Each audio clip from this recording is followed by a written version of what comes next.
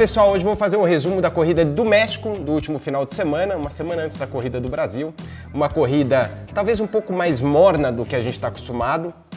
Verstappen mandou muito bem, mas provou que no México realmente os carros que andam bem são os da Red Bull, principalmente agora que eles estão lutando lá, brigando de igual para igual na maioria das pistas. Chega no México, era uma vantagem já esperada. Aonde a Mercedes mandou muito bem foi na classificação. Ninguém entendeu direito como que a Red Bull andou sempre bem na sexta, no sábado de manhã, e de repente na classificação o Hamilton e o Bottas, né? O Bottas na pole, Hamilton em segundo. O que foi falado é que a Red Bull realmente não conseguiu tirar tudo do carro. Eles estavam melhor com os pneus médios e duros. A classificação eles fazem com os pneus macios e nessa condição a Red Bull não se acertou. Bom, vamos para as imagens aqui. Chegou na corrida largada, Bottas e Hamilton na frente, Verstappen logo atrás. Não teve nenhuma... todo mundo largou muito parecido nessa situação. Você vê na segunda foto o Verstappen uma distância razoável. O Pérez parece que tinha largado mal, mas o que acontece? A reta é muito comprida. Então mesmo você largando mal, acaba que o vácuo dos carros da frente acaba puxando quem vem atrás, e foi o que aconteceu. O Hamilton protegendo o lado dele, sabia que ali tinha o Daniel Ricciardo, que até então não era muito problema para ele, não protegeu, eles queriam sempre se proteger do Max. Só que olha a porta, né, como ficou aberta pelo lado de fora do Max. O Bottas não foi até o final e o Verstappen acabou chegando na freada praticamente lado a lado. Interessante a gente mostrar que os carros da Mercedes sempre eram um pouco mais rápidos de final de reta. Tem um gráfico interessante aqui. Nesse gráfico aqui a gente pode acompanhar, isso aqui é da sexta-feira, mas isso sempre foi visível. No final de reta, olha como a Red Bull sai mais forte por aqui, a Red Bull é azul escuro e de repente os gráficos cruzam e a Mercedes um pouco mais reta, um pouco mais rápida de final de reta. E a gente pôde acompanhar nas imagens, aqui eu tenho foto, que no final da reta o Verstappen estava já na frente e no finalzinho o Bottas foi buscando. Só que daí veio o momento chave da prova. O Verstappen deu uma freada para lá do Deus me livre, freou muito forte. Você vê a placa de 50, 100, 150, normalmente eles freiam um pouquinho antes dos 100 metros. Lembrar também que é um ponto que o piloto precisa ter uma sensibilidade muito forte. Eles largaram do zero, coisas que eles não experimentam nos treinos, né? Eles sempre, nesse caso, eles praticaram as largadas na saída de boxe, então foi a primeira vez que eles frearam, que eles largaram do zero e daí chegaram na primeira freada. Quer dizer, ninguém sabia o ponto de freada muito bem, e o Verstappen acertou na mosca, ele freou no limite e quase saiu da pista, mas deu certinho. Por aqui, vendo a câmera de dentro do Daniel Ricciardo, dá para ver a placa do 150 aqui. Você vê que eu passei até uma linha vermelha aqui, você vê que nesse momento o Verstappen estava um pouco para trás do Bottas e o Hamilton se protegendo. Ele sabia que o Ricciardo nesse momento não era uma ameaça, se protegeu, só que daí dá para ver, olha aqui, ó, a placa dos 100 metros agora aqui, e a gente vai vendo o Verstappen ganhando terreno, freando lá para dentro. Olha como ele passa direto. Então ele freou, obviamente, na pista limpa, né, pelo lado de fora, que é o melhor lado para frear, que não tem sujeira, e se aproveitou disso. Foi até o limite da faixa branca, deu até a impressão que ele iria passar, mas o fato que é? O Bottas não mandou bem, né? O Bottas freou muito antes. Se ele quisesse, de fato, ajudar o Hamilton nessa, quem tinha que tomar cuidado com a freada era o Hamilton, porque se ele passa, ele leva os dois. A gente já viu isso acontecer na Hungria, onde o Bottas levou todo mundo numa condição diferente de chuva. Mas quem tem tudo a perder aqui é o Hamilton. O Bottas teria que ter forçado essa freada para cima do Hamilton, mesmo porque se ele passa o ponto da freada, ele ia espremer o Verstappen lá para fora e ia deixar o caminho aberto para o Hamilton. Quer dizer, o Bottas não fez aquele papel de equipe. Aí teve um incidente, né, que acabou tirando o Bottas, né? O Ricciardo vem...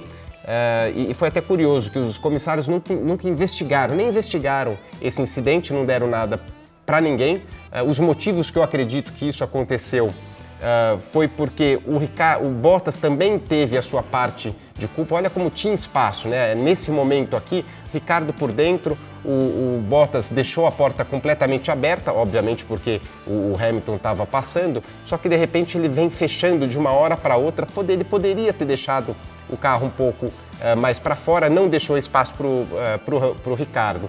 O Ricardo poderia tentar tirar o pé antes, ele tentou, ó, tem até uma marca aqui que eu deixei em redondo que ele está travando o pneu, ele travou 2 vezes a roda nesse momento para não bater no Bottas, mas daí já era tarde demais, né? O primeiro contato, você vê que a asa do Ricardo quebrando já aqui em contato com o Bottas, e aí o Bottas rodou, acelerou o carro, que saiu essa fumaçona toda aí, a fumaça faz porque o piloto vai rodar, ele acelera para tentar ficar na pista, só que isso tem 2 problemas. Um é a fumaça que isso causa e quem vem atrás não enxerga nada.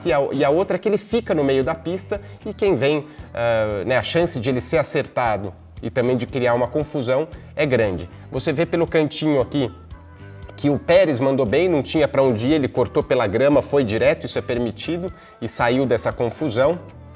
E aí aquela fumaça toda a gente vendo agora do Esteban Ocon, que estava no meio, uma fumaçona aqui.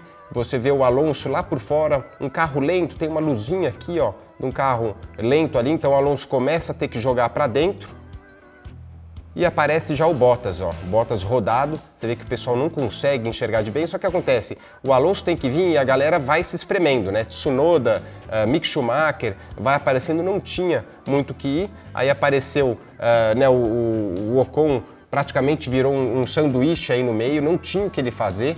O Schumacher veio para cima dele também para desviar dos carros de fora, foi o primeiro que bateu e depois o Tsunoda também. Então, uma pena, acabaram tanto o Tsunoda aqui como o Mick Schumacher fora da corrida e na sequência veio uma bandeira, um safety car, porque os carros ficaram no meio da pista.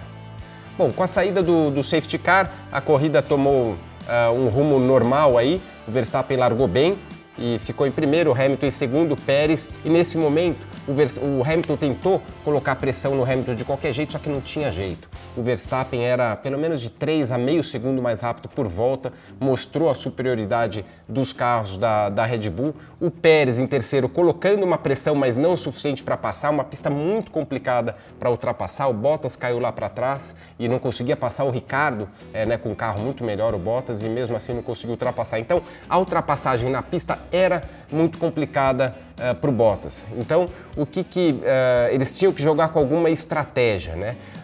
E aí foi o seguinte, o Hamilton que mandou muito bem, eles blefaram. O Hamilton, a equipe entrou para ele e falou, a gente vai parar da volta prevista daqui a 6 voltas do previsto. E todo mundo ouve o rádio de todo mundo e a Red Bull achou que então eles poderiam ir esticando para não ter que parar muito antes que o Hamilton. O que aconteceu quando o Pérez chegou, que seria a hora dele parar, o Hamilton parou antes e acabou quebrando, né? A única chance de ultrapassagem real, no meu ponto de vista, era ele ter parado uma volta antes e fazer o undercut, que é bem conhecido, e sai com os pneus macios, né?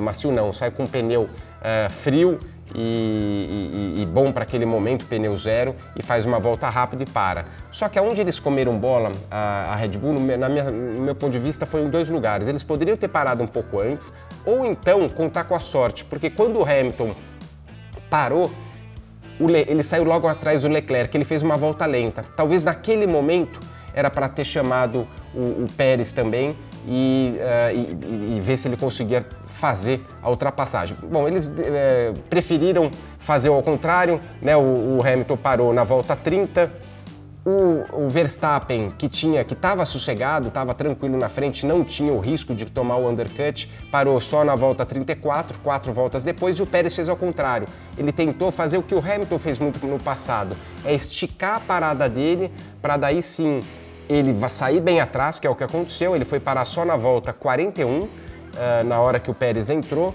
saiu quase 10 segundos atrás, mas uma situação de pneu, se a gente for comparar, de 10 voltas, 11 voltas de diferença de um para o outro. E foi o que ele fez, ele veio tirando tempo, saiu a 9.8, chegou a 6 na volta 50, na volta 60 estava a 1.1, e já dá para ver ele na imagem, só que ele não tinha simplesmente o carro para tentar ultrapassar, né? Muito difícil com esses carros atuais ultrapassar na pista, e o Pérez, nesse momento, nem acho que foi muita culpa dele, ele simplesmente não conseguiu aproximar o suficiente para completar a ultrapassagem. O Bottas, sem ter o que fazer, então nesse momento da corrida, estava lá o Verstappen tranquilo, a 16 segundos na frente, chegou a estar quase 20, e o Hamilton e o Pérez tentando né, colocar uma pressão, o Pérez colocar uma pressão no Hamilton, e o Bottas lá atrás fez pelo menos alguma coisa para a corrida. Uma corrida muito ruim, tudo que ele mandou bem no sábado desabou para o domingo, desde a hora da largada. Teve que parar 2 vezes no final para tentar fazer a volta mais rápida e tirar o ponto do Verstappen. Foi o que ele fez na volta 70, uma volta para o final, e na última volta ele conseguiu tirar o pontinho extra do Verstappen. Mas o fim de semana foi isso aí, foi tranquilo do Verstappen, exceto o sábado, na hora da classificação, mas você vê que o Verstappen vem num momento espetacular, né? Para você ter a confiança de fazer o que ele fez na primeira curva, com o carro melhor, ele foi meio que por tudo ou nada, mas super calculado, e para mim ele ganhou a corrida naquele momento, sendo muito agressivo. E aí foi só realmente festejar. Aliás, um evento muito bacana, o Pérez em terceiro. Também acho que ele não iria arriscar nada para cima do Hamilton. Foi a primeira vez na história que um mexicano sobe no pódio em casa, no México. Então, uma festa muito bacana com eles. E que, aliás, no México eu tive lá 3 vezes já trabalhando como comissário, uma delas pela Fórmula 1. E uma festa, eu diria que fora da pista, uma das festas mais legais da Fórmula 1. Eles têm esse esquema do carro que vem de baixo para cima. Você vê o Verstappen subindo aqui, né, direto para o pódio em cima do carro dele, muito legal, e realmente uma festa bacana. Para mim, a imagem mais bacana da festa, depois que acaba, logo que acaba né, o pódio, entra um DJ e ele toca no meio desse estádio, que é no meio da pista. Você vê a pista por aqui, ó. Então eles fazem um pódio bem nessa área e colocam um DJ, uma festa enorme, e eu acho que isso torna o México, acho que uma das provas mais bacanas como um evento, né, como toda essa bagunça que acontece. Bom, e aí indo para a classificação da corrida, a gente viu então o Verstappen chegar a 16,5 na frente, mas estava tranquilo. Se acelerasse, ele colocava um binóculo ali na galera e ia embora. O Verstappen com 16 segundos, você vê o Pérez não conseguiu, chegou aquele 1,2, 1 segundo lá, e depois dali você vê um Gasly mandou muito bem, ele em momento algum né, não tinha chance, obviamente, de lutar com os carros da Red Bull, mas também andou tranquilamente na frente das 2 Ferraris. Leclerc e Sainz o Leclerc estava na frente, o Sainz um pouco mais rápido, eles trocaram para ver se o Sainz tinha carro para tentar atacar o Gasly, não tinha esse carro, no final eles inverteram, deu Leclerc e Sainz, o Vettel também com um bom resultado na 7ª colocação, mas você vê a distância, né? Já uma volta atrás, o Sainz chegou a tomar uma volta do Verstappen, e depois o Kimi mandou muito bem, uma das melhores corridas dele na temporada, chegando em 8º, o Alonso também em 9º, e o Norris, que largou lá de trás, teve uma corrida conturbada, conseguiu pelo menos um pontinho aí para o campeonato.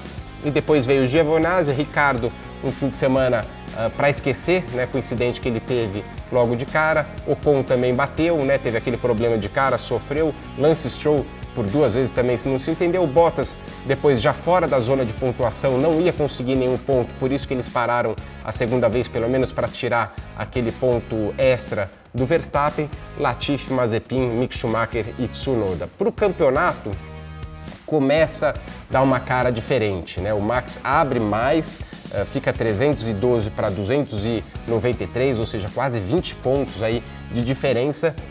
Bottas, numa situação, parece que não vai ser ameaçado, parece que a posição dele vai ser por aí mesmo, se nada de grave acontecer. E o Pérez vem subindo, distanciando, né, do Norris, que até então ele estava atrás do Norris, então vem no momento bom. E depois os 2 carros da Ferrari, ali o Leclerc levando mais uma vantagem. O campeonato de construtores, que esse bicho, aí o bicho está pegando, né? Você vê um pontinho de diferença, a Mercedes ainda na frente, você vê que aquele ponto que o Bottas tirou do Verstappen. Acabou que eles podiam estar empatados, mas continuam um pontinho atrás. Vai ser uma briga acirrada, vai depender muito do segundo piloto, tanto do Bottas como do Sérgio Pérez, para ver quem que vai levar esse campeonato dos construtores. E vamos lembrar que é esse campeonato que dá a grana para as equipes, né? Que a gente está falando aí de centenas de milhões de dólares, e então isso vale muito. Cada posição disso aí, você vê a Alpine com a AlphaTauri empatados, também uma posição que eles vão brigar até o último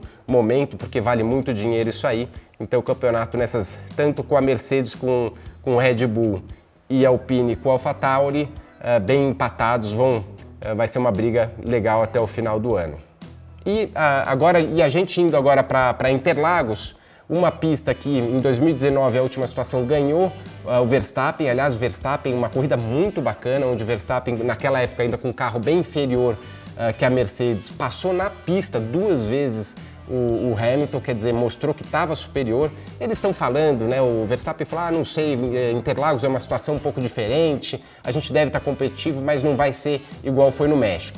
Mas não precisa nem de tanto, né? Acho que se eles estiverem um pouco mais competitivo, ou só simplesmente fazer o que fizeram em todo o ano, acho que o Verstappen deve ter um carro melhor sim do que a Mercedes de novo em São Paulo, e é uma pista que ele sempre andou bem. Então agora as atenções voltadas para o Grande Prêmio em casa, todo mundo, tenho certeza que o autódromo vai estar lotado, e eu vou estar lá a partir de quarta-feira, quinta-feira, já fazendo algumas coisas na pista. Vou passar o fim de semana direto lá dentro, estou muito ansioso, mas para falar de quem vai ter o melhor carro, eu acho que a Red Bull vai continuar na frente. Então é isso aí, espero que vocês tenham curtido o vídeo. A gente se encontra de novo no GP de São Paulo e vamos torcer aí para sair um espetáculo muito legal. Lembrando que 2019 foi uma corrida espetacular. Um abraço para vocês.